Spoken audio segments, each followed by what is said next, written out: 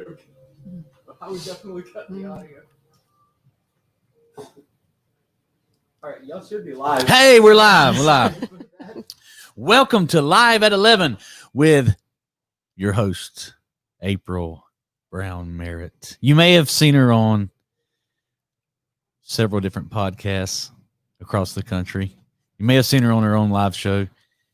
You may have seen her on many YouTube videos and how-tos.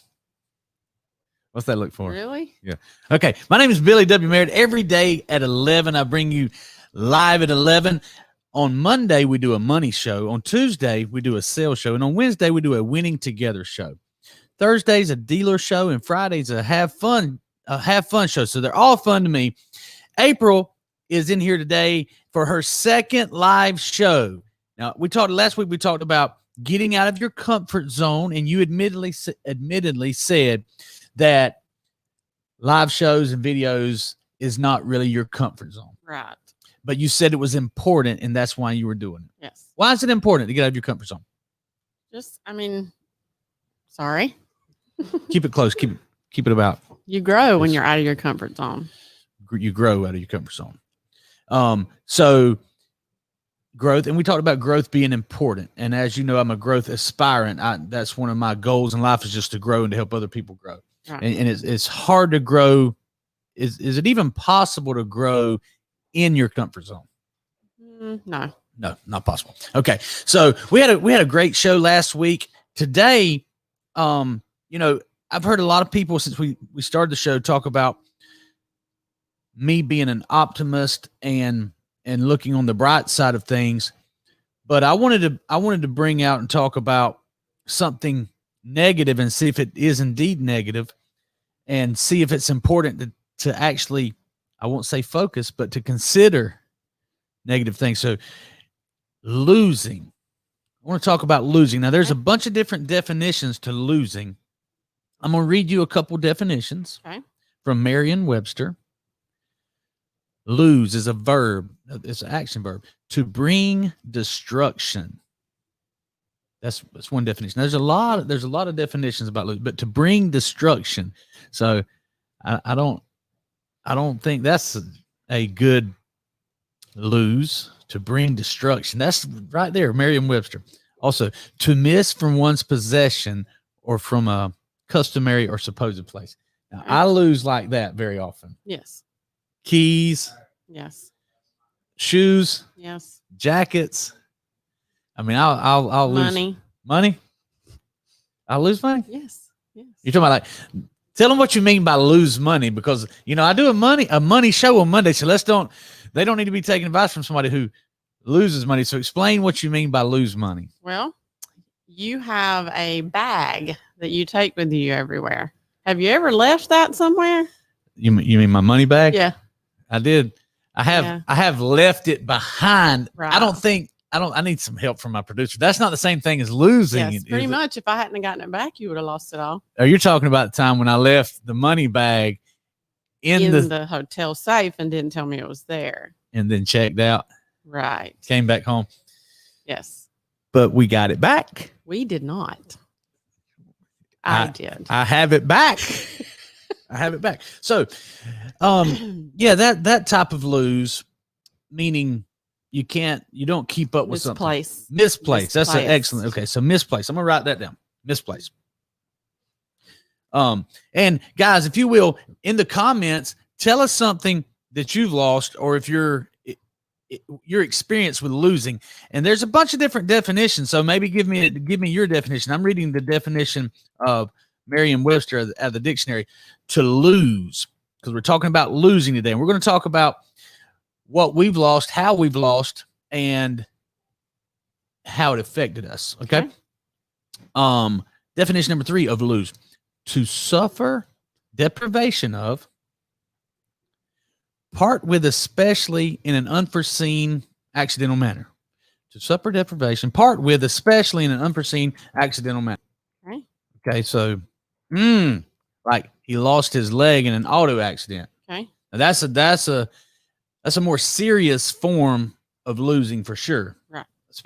To suffer deprivation, So it's gone. You had it, now it's gone. Okay. So that's different and more severe than misplacing your car keys. Right. Okay. All right. Suffer loss through the death or removal or final separation from a person. Lost a son in war. So now that's a loss. That type of losing, everybody has experienced losing a loved one. Right. And everybody will experience losing a loved one. And that's the type of losing that you really have no control over. So I guess there's varying degrees of loss, and some of the losing you do have control over. Yes. Okay. So let's talk about that for a second. How important is it to take care of the things we can control? Our health, our money, our car keys, all that. I mean, how do you feel about the things you can control and the things you can't control? Oh, loss of something you can control, you kind of have to take responsibility and blame for that. Responsibility. If you lose your car keys, you were the last person to have them, usually. So it's your fault. But a loss that you can't control is just simply that, out of your control. I mean, you can't change that. Mm-hmm. Okay. So, and I love that word, responsibility. You know, one thing that I know that you are very good at, and I feel like you'll say that I'm very good at, is taking responsibility for what happens to you. Yes. Good Very and big bad. deal. Yep. Make sure you stay close. Sorry. It's good. It's okay. I just want to make sure that everybody can hear you, because they would rather listen to you than me. This is the April show on Wednesday. So, somebody's spamming me as I'm trying to read my definitions here. So, personal responsibility. If something bad happens to you, your first reaction, or I'll say this, the first reaction of many people is to blame. Mm-hmm. How do you feel about somebody who blames others for problems? I do not like that. You can ask our children that. You see that? I found a hot point right there. I hit that button. But I do not like when people say it's not my fault. Right. And sometimes it's not, like the other side of losing, but most of the time when you lose something, you did something to cause that. Or if you lose a job, if you lose a relationship, if you lose whatever, most of the time you had a little bit to do with that. I've lost several jobs in my lifetime, and it was my fault every time. Yeah. So anyway, but you know, what do you think it is about certain people? Okay. We're going to get in trouble today talking about certain people. Certain people immediately blaming, it's not my fault. He did because it's easier for it to not be your fault. It's much easier. It takes it off of your conscience. So it's easier to blame someone else. Way easier to blame somebody else, and you don't have to take responsibility for it. Okay. So, all right. Excellent point. Now, what's one of the things that I say very often that I like to do, or that I think people should do when it comes to easy? Did you see that? Go back and look at her face. She didn't know the answer to the question. Well, you say lots of things. So I understand. May stay close to your microphone. So do I like to do hard stuff or easy stuff? Hard stuff. Hard stuff. So, you know, we'll keep it PG-13, but I like to say do hard things. Yes. And I like to make our children do hard things for the sake of doing hard things. So the fact that I just was going with my instinct, making them do hard things. But now it seems as if, based on what your theory is, which I totally believe, that it's just easier to blame someone else. Then there's a benefit in doing hard things. 2 of our children would say that only 2 of them have to do hard things. So wait a minute now. Hold on. Last week we talked about what we did right, or what we do right, is how we parent. I make mistakes. But how we treat our 4 children equally Yes. in how we No. I said we love them equally. we love them equally. All right. So maybe I The two I'm talking about, no. all right. Before they're thinking the wrong thing right here. These people watching are thinking the wrong thing. They think I'm talking about mine. they think that you're talking about that I treat my two children Right. biological No. different than I treat your two biological children. Nope. That's not what you mean. Not what I mean. Now, I firmly believe that I treat all four of them the same, that I make them all do hard things. You're in a bubble.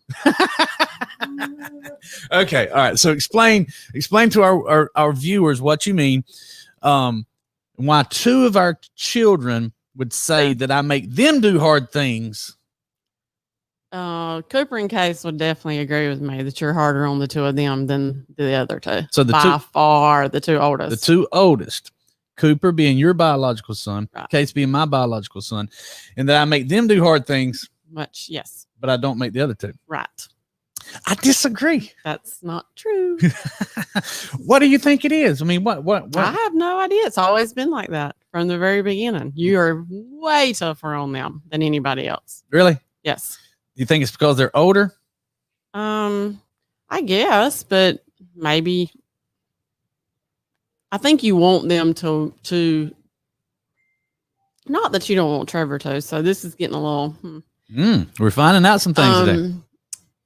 I think that you want them to take a lead, take a role in your business because Trevor's never been a part of this before. Mm-hmm. So you're a little harder on them than you are. Okay. So I know that I have been very tough on them, and probably the most tough on who? The most tough Case on my biological son. So, that's because I had him for 20 years. 19, 20 years. And he's 20. Yeah. And I've had, so thank you for reminding me. See, I lose thought. I lose memories. Before you got here, Smith said, before I forget, he wants to talk about his forgetfulness. I said, no problem. I'll make that easy every time.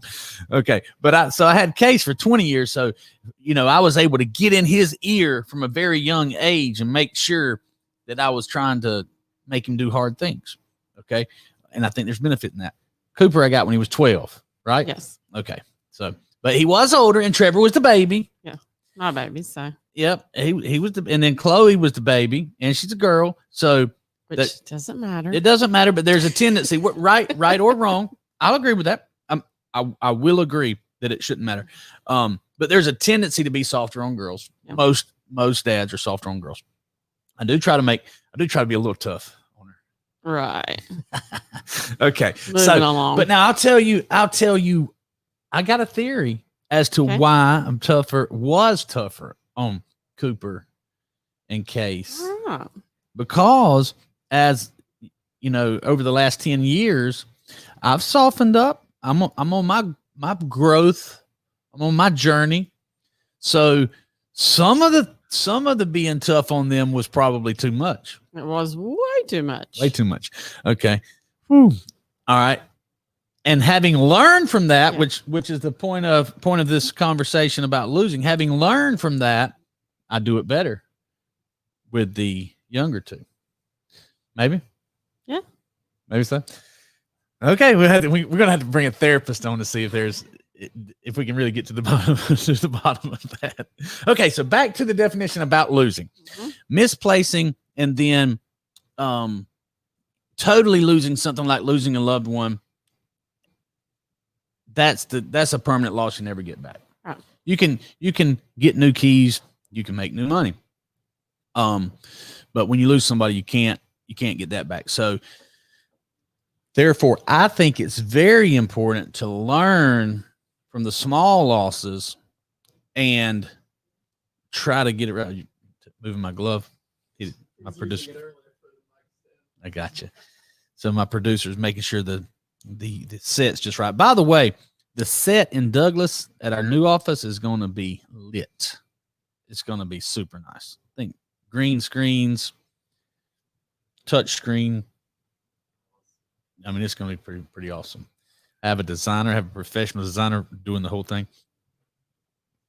when you make mistakes, Yes. you get something wrong, you have a small loss.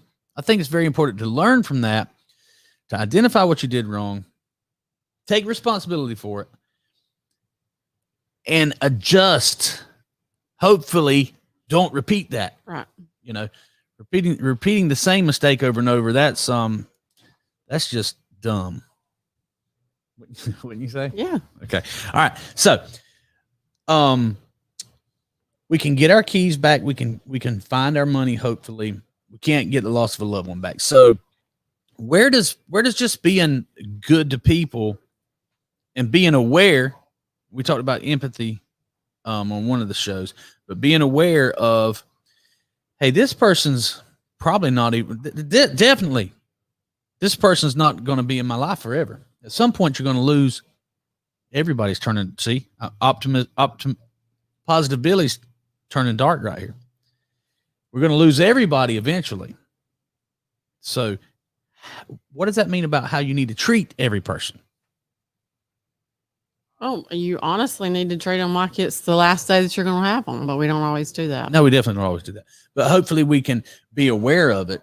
So, because some people mistake my optimism for Paul kind of, and I don't mean this a bad way, but Paul makes fun of me sometimes, like Billy's giving him another rah speech, you know. So it's important to be positive and to have positive goals and to look on the bright side, but you better not ignore the possibility of a negative outcome. Right. So, you know, I think it's very important to look at worst case scenario and be prepared for it. Hope for the best, prepare for the best, but also be prepared for the worst case scenario. Or just negative things in general are going to happen, even if you don't want them to. For sure. Things that, even though we take responsibility for everything, things are going to come up and happen, and that's out of your control. Right. And you have to deal with it. You have to deal with it. What's something that you've, okay, let's talk about two types of loss. What's something that you've lost that you can't get back? I can't get back. Mm-hmm. Talking about a person? And that'd be fine. My grandparents, definitely. Loved them all, of course, but you know that my grandmother was a huge loss for me. Yeah, she was a role model for you for sure. So taking that time with those people, our parents, our aunts, our uncles, and giving them time, because you know what? That's something we all lose every single day. We can't get back. We can't get yesterday back. Yeah. So today is what the only time that we can plan on the future, but the day is the only time you can only do it in the now. You can only pick up the phone in the now. You can only go visit your parents in the now. And here's something that I've started doing, but I need to recommit and do even more so, is calling our children. Yeah. You know, they're off in college doing their thing. 20 years old, 21 years old, about to be 22 years old. They're getting older every day. Right. And the days go by and you don't sometimes, I mean, I'm guilty. I text them during the day, but I sometimes go a few days without talking to Cooper. And actually sometimes Trevor too, in the same house, because we're all so busy and working and crossing and passing. And I mean. Well, absolutely. And sometimes technology, which we love and which we make our living out, our wealth is being built through technology. I wrote a book called The Art of Text Message Selling. We are on Facebook all the time working. We're on Facebook right now. So we're always working. But is it important to turn that thing off sometimes? Yes. Make sure your microphone's close. Sorry. Is it important to put the phone down, to quit the texting, and to be human? Yes, and we don't do that very much. Okay. So so this is a great opportunity of just some introspection and a conversation. Well, that got hung. I almost lost my headphones there. So taking the time to have a conversation with your partner is very important. Yes. You can uncover some things, see where the problem's at. So from this conversation, we admittedly don't put the phones down enough and don't have a conversation. Well, actually, the other night we were at dinner and a man came over to our table and said, "Do y'all even want to talk to each other? Or y'all both been on your phone the whole time?" Yep. But That's true. we were looking at things together, but it's still, you know, And I was talking to Trevor. He wasn't there. I mean, like we were texting our children, but Just a quick thing I've noticed, but we almost default to Googling something instead of asking. yeah, we got to get you a microphone too. Yes. That's a great point. That's absolutely great point.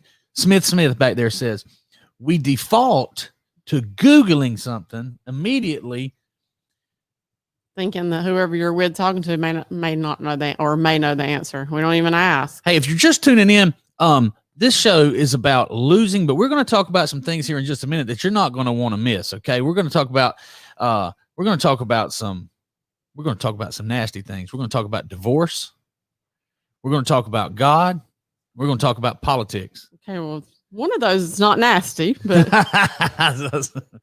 Politics, religion, and divorce. okay. So, but so you definitely don't want to miss this. You want to hang in here and you want to share this. You want to like it. You want to comment. Give us a comment if you'd like to us to mention you on the show. Let us know you're out there. If you'd like to talk about a specific topic, let us know about that too. Google. You know what Google is? It's the new God. 20 years ago, how old are you, Smith? 27. He was 7 years old. Okay, so when you were born 27 years ago and you got sick, your parents would do a couple things. They would start praying, and then they would call their parents and say, "Hey, he's got splotches all over his face. He's running a fever, and he's got diarrhea." And they would say, "Oh, you need to give him this. What he's having is this. And thank God, let's pray for his recovery." And they would treat you based on what your parents and maybe the doctor or maybe the pharmacist said.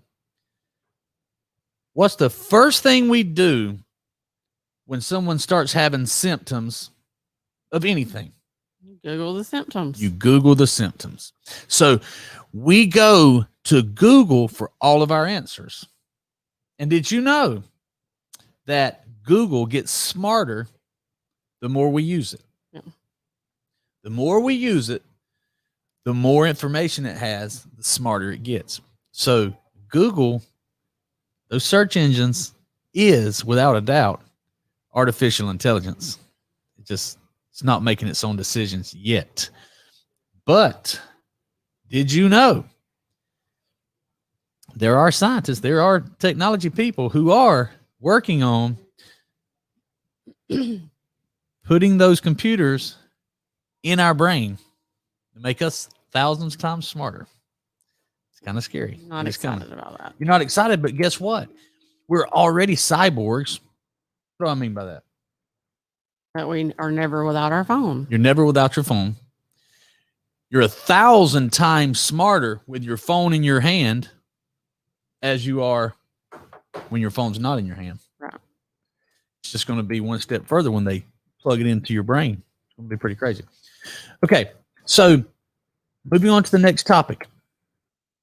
Do you know what the number one reason for failure in the world is? Number one reason? The number one reason for failure: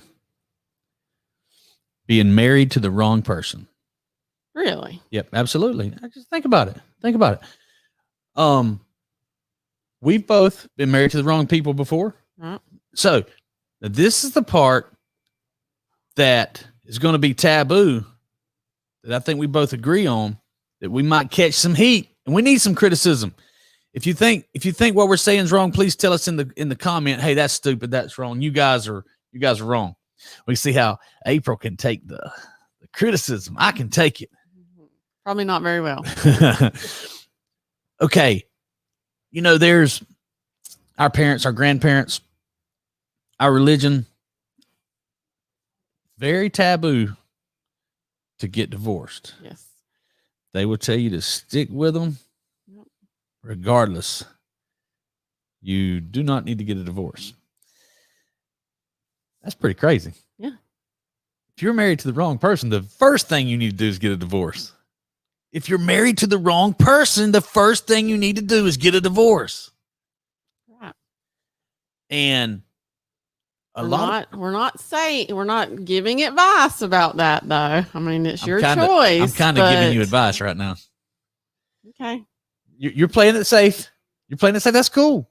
Because I put this topic on you without telling you we were going to do it. So she's outside of her comfort zone right now because her family's watching. Because my family's watching. Oh, my word. Because her preacher's watching. And her preacher preaches against divorce.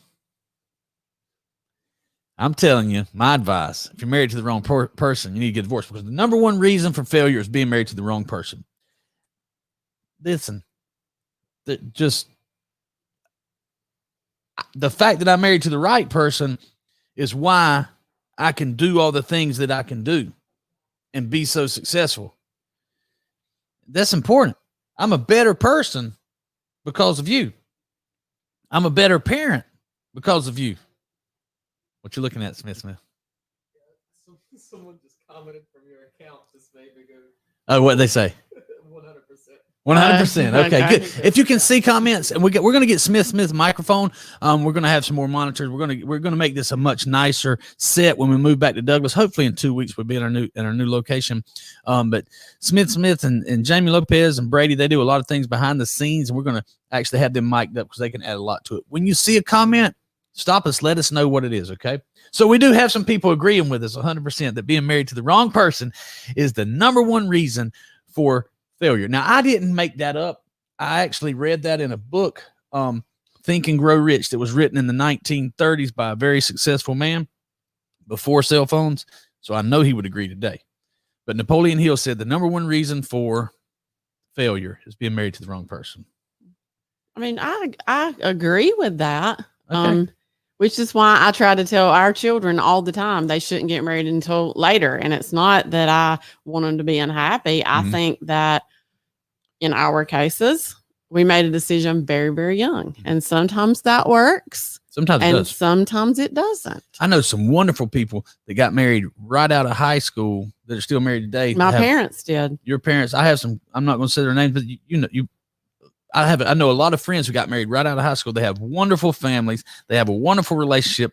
They're building their life, their legacy, their family, and their wealth together. And that's what this is all about, winning together. Yeah. But you can't win with the wrong partner. You're going to lose every time if you got the wrong partner. Yeah. Life's too long. Life's too long. People say life's too short. It is. But it's also way too dang long to spend all your time with the wrong person. Right. Okay. So, I want to talk about losing and learning from losing and what it takes to win. Losing is a part of winning. Do you agree with that? Yes, I do. You know, we see, we have competitive children, wrestling, baseball, softball. You know, we've seen a lot of competitive teams, and you see those teams and that are always, you see the kids that have never really been on a losing team that think that that it's easy. That it's easy.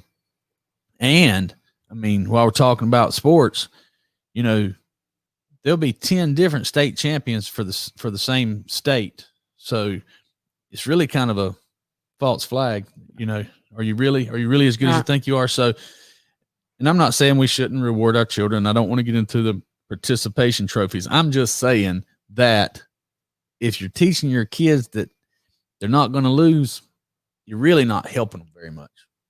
Well, I'm not interested in participation trophies for children. I understand. So I know you don't want to get into it, but you got in the other okay, other water. All right. Well, we'll get into it then. Participation trophies.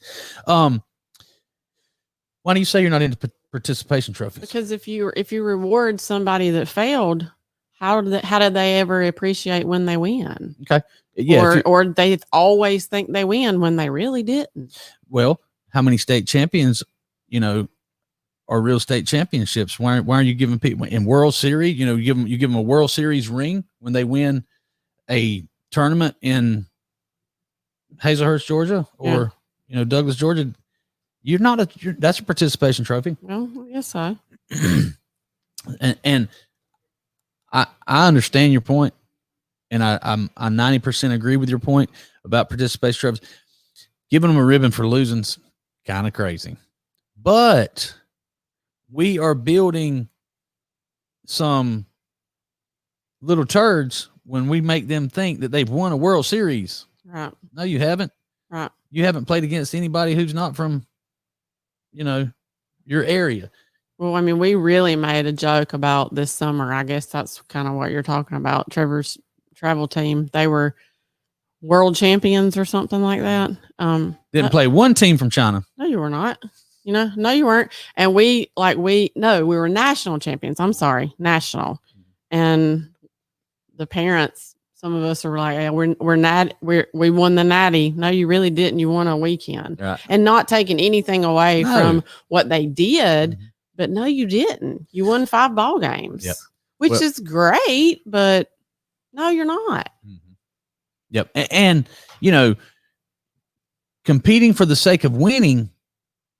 Listen, I want to win. I want to win. Whatever I'm doing, I want to win. You know this. But competing for the sake of winning at an early age is kind of silly too. One of my favorite people is Coach Heath Eastlinger. And, I want to model that guy when it comes to coaching and coaching our own kids. We're past that point now. But he's coached some real national champions. Yeah. NCAA national wrestling champions, some of the best in the world. He doesn't even let his kids compete till they're in, I think, high school, something like that. He said, what's the point of a 12-year-old? What's the point of an 8-year-old winning a state championship? And I'm guilty. Both of mine did. Yep. I'm guilty of that. But you're guilty because you're taking responsibility for it. But I mean, you didn't do the wrong thing. He loved baseball. You put him on the best team you could find, and they happened to win, 3 state championships. We were very serious about it, though. Yeah. Well, and and now it seems silly to me. Well, it probably is silly. It was so silly to be like those 8-year-old coaches. Whoa, man. The ones that are trying to win the state championship with 8-year-olds. And I was an 8-year-old wrestling dad, the bad one at 8 years old. But again, I've learned, and I hope that my wrestler, when he has a wrestler, that he'll be better than me. I got better when Case got to high school. Much better. Yeah. And when he was 7 years old, I thought he was competing in blood sport. And he really was. Well, yeah, he was. Several of his pictures, we have to prove that. Yep. He was getting bloodied up at 8, 9, 10 years old. And he won a national champion jiu-jitsu tournament in Atlanta. Naga. Yeah. In Atlanta. Nobody from Brazil was there. So, well, I guess the national champion was, but it was one of the biggest tournaments in the country. But we definitely need to learn from the mistakes, and putting too much emphasis on the winning at an early age, I think it can be unproductive. I agree.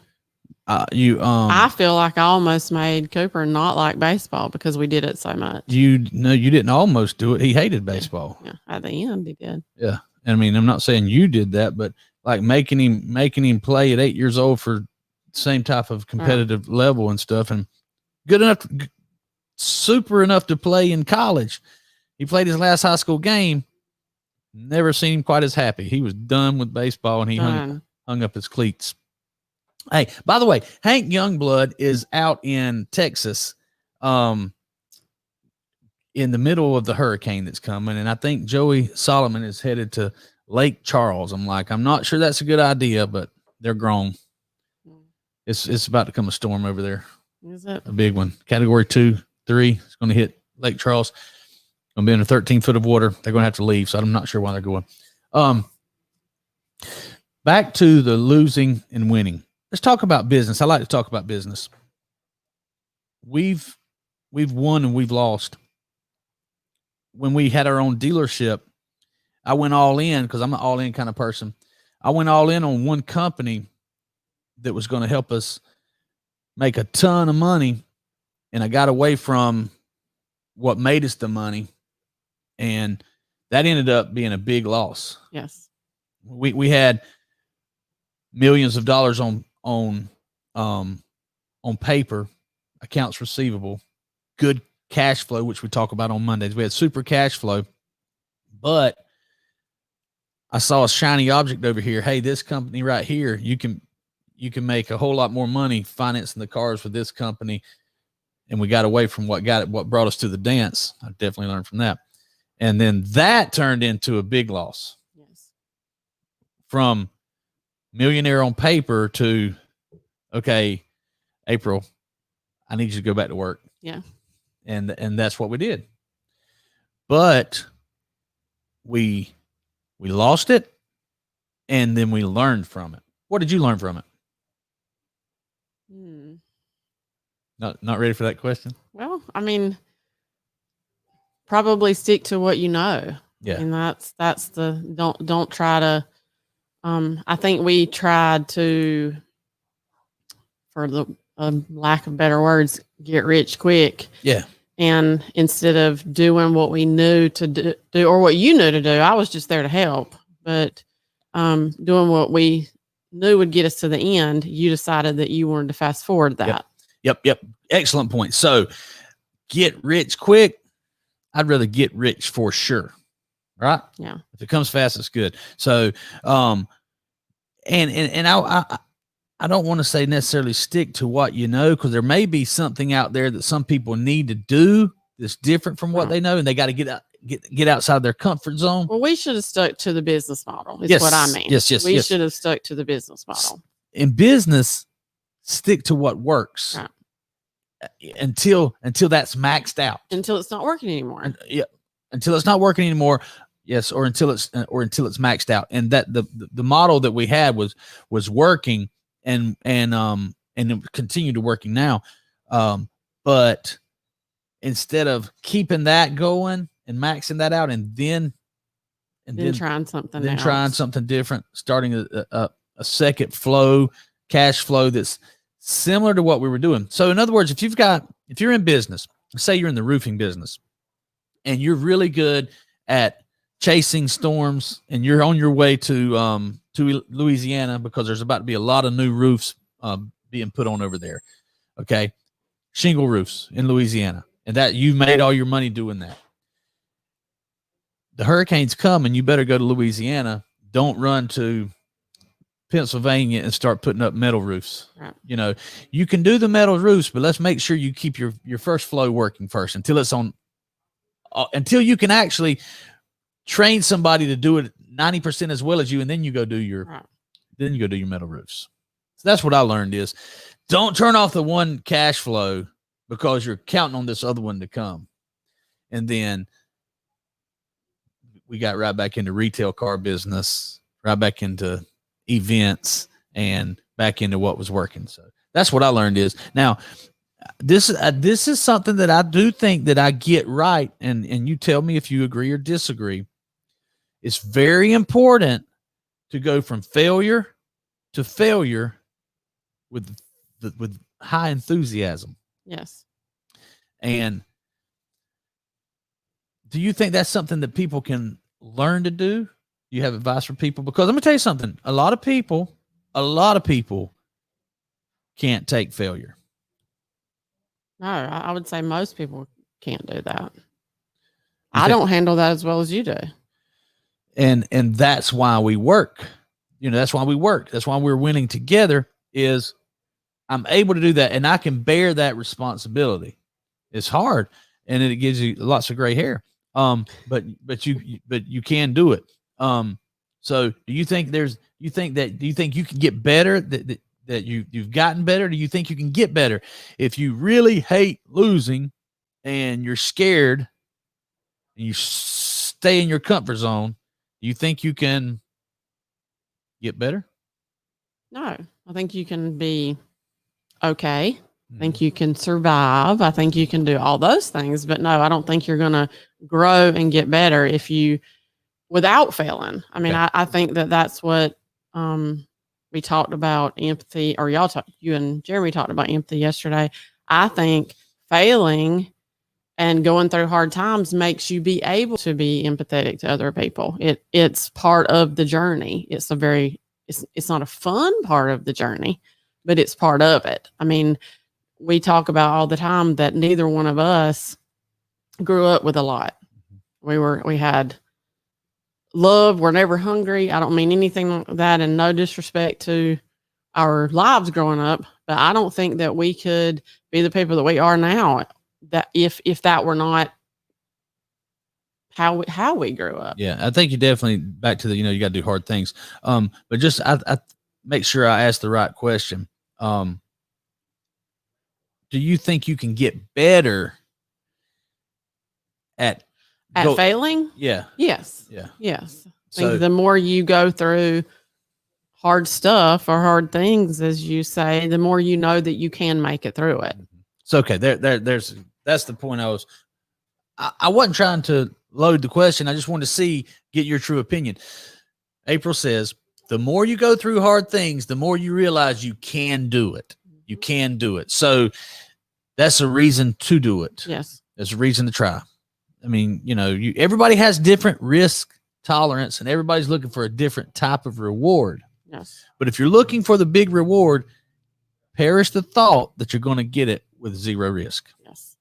So, or failure. You're going, yeah. Or failure. It's going to happen. Well, in this business, we're in the service business. We're in the event business for car dealers. We've lost good employees. I've bet on bad employees. Yes. That we've lost dealers because of me trusting bad employees. Mm-hmm. But so many, I know someone right now who, when I was just getting started, was trying to give me advice, telling me to look out for this and that. And they were operating from a position of fear. Mm-hmm. Operating from, I'm not going to live in fear. Now, and we also we try not to think the worst of anybody until they prove that that's how we should feel about them. Mm-hmm. Yes, absolutely. Now, okay, so this is a good point right here. Make your notes on the time on this one right here. You absolutely, oh my goodness. My forgetfulness. Me talking to you made me forget the point right here. I swear I lost it just like that. You lost what you were about to say? Yes, it was so good, and I was about to say it. Okay, well, that's the blunder of the show right there. Okay, well, I said we don't think bad about people until they. Thank you. Negative. All right, I'm taking negative. Here's what you have to do. This is important. You need to be an optimist. Don't be a realist. Don't be a pessimist. That is no value in either one of those. Be an optimist, but consider the fact that it could go horribly wrong. This doesn't sound like an optimist, what I'm about to tell you. You sit down and ask yourself, what is the worst case scenario? I didn't say the most likely scenario. Ask yourself, what is the worst case scenario? In business, that usually looks like bankruptcy, okay? It's not necessarily likely, but it's always a possibility. You have to consider the worst case scenario and then ask yourself, what would it look like if that happened? And would I be okay with that? Yeah. Yeah. Would I be okay with that? And then say, okay, no, I'm not doing that. I'm not risking that. But look at that worst case scenario. And normally, I think we've talked about this before. Normally, worst case scenario ain't really all that bad. Yeah. It's not nearly as bad as you think. You know, provided you're still healthy, provided you still have your freedom, you know, Right. then so you look at the worst case scenario and ask yourself, April said, would I be okay if that happened? Worst case scenario, you start over.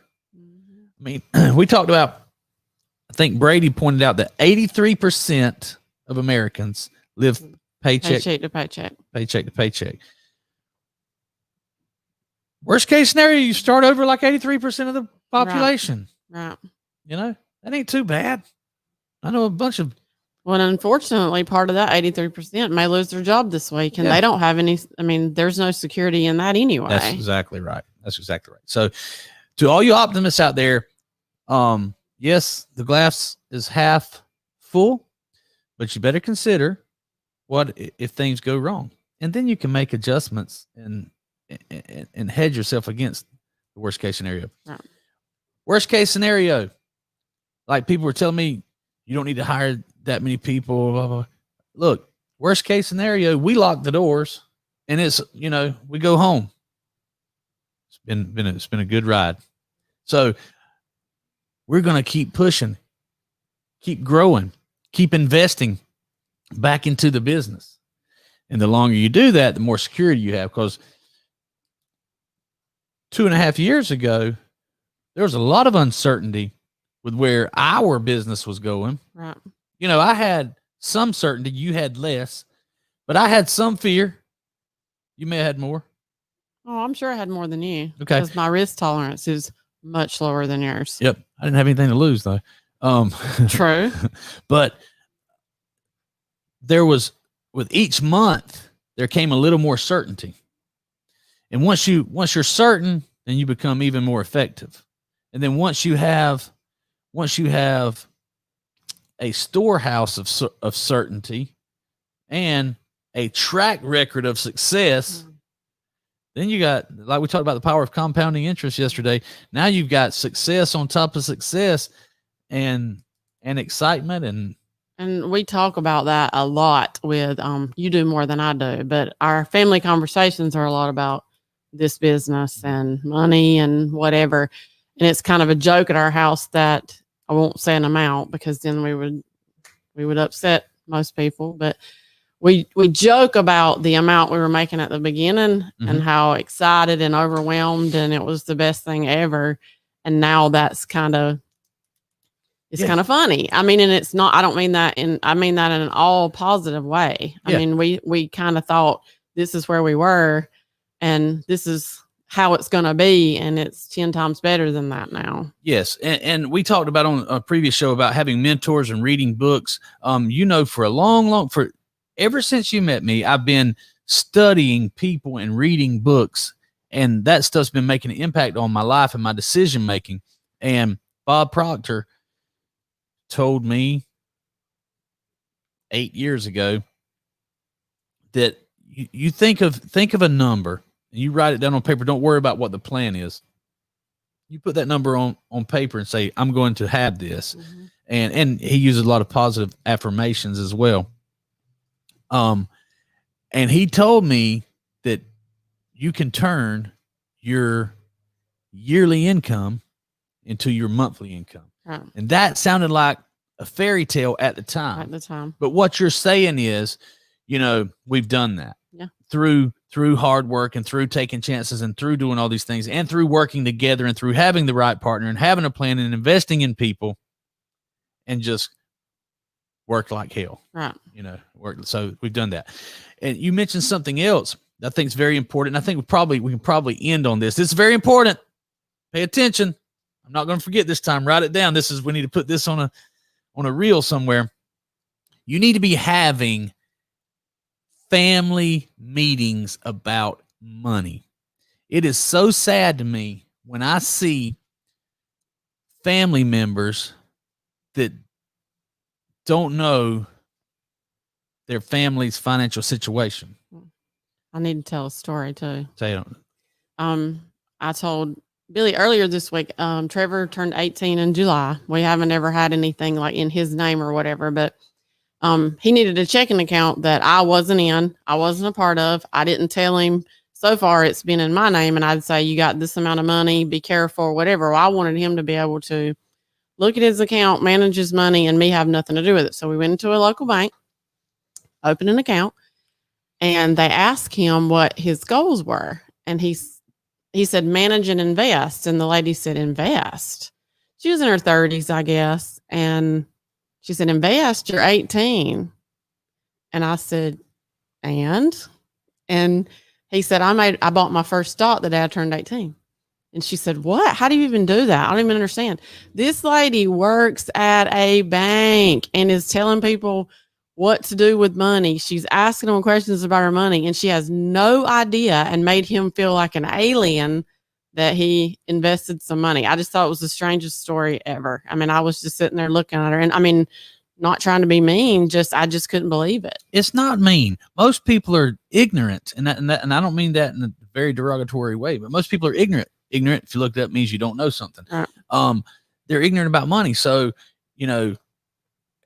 we don't do it enough, but sitting down and having money conversations and strategy conversations with your children, especially our children at 21, 20, 18 and 14. It's very important. They need to understand. They need to understand. They need to know what's going on. They need to know how they can help. Mm-hmm. And I have our two oldest very involved in the business. I want the other two. I want the other two. They don't want to right now, but I think eventually they'll realize they need to. They need to be a part of our well-being. So sit down and have money meetings with your family. April, it's been an hour already. Mm-hmm. I could sit and talk to you for 10 hours at a time. Oh, I know. And Smith, he'd probably blush if we, Okay, stop there. All right. Tomorrow's show is going to be the Dealer Academy with Caleb Wilson, live at 11 with Billy Merritt. You're going to catch us here. This is Live with 11, Billy Merritt, Marketing Digi Ninja, every single day on Friday. Paul Sullivan's going to be bringing you Feel Good Friday. Paul's got his hair slicked back today. He must have been going to get on the film today. Looking good over there, Paul. He's going to have his Cubs gear on come Friday. I'm going to have my Herschel Walker number 34 on. Herschel Walker. All of his personalities. Every one of them. See you next time, guys. It's been fun.